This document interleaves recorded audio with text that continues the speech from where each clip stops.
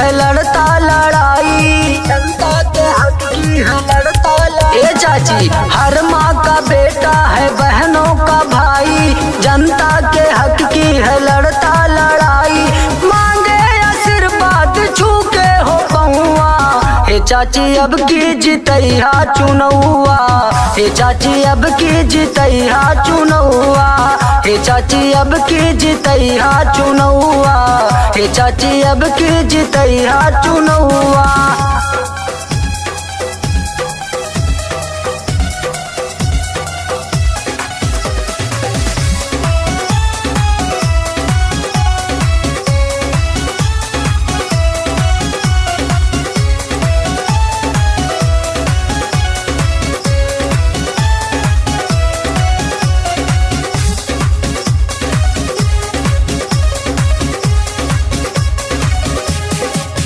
सबके आशीर्वाद पाई, बन के प्रधान गौवा में आई, बन के प्रधान गौवा में आई। सबके आशीर्वाद पाई, बन के प्रधान गौवा में आई।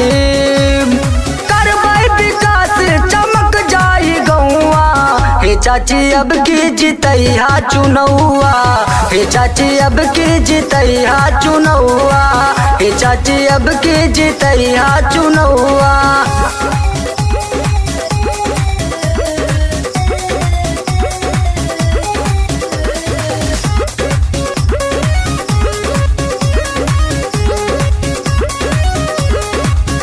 कौनो आफत पड़े दौड़ा आई, सुख दुख में हम सथवा निभाई, सुख दुख में हम सथवा निभाई।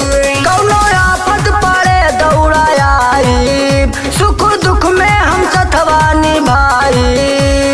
हाथ जोड़ कहे अपने घर के बेटौआ, हे चाची अब की जितैया चुनौआ, हे चाची अब की जितैया चुनौआ, हे चाची अब की जितैया चुनौआ।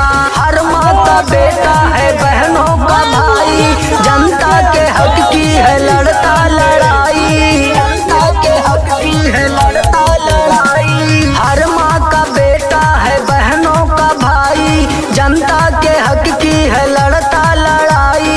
मांगे आशीर्वाद छुई के हो पहुआ, हे चाची अब की जितैया चुनौआ, हे चाची अब की जितैया चुनौआ, हे चाची अब की जितैया चुनौआ, हे चाची अब की जितैया चुनौआ।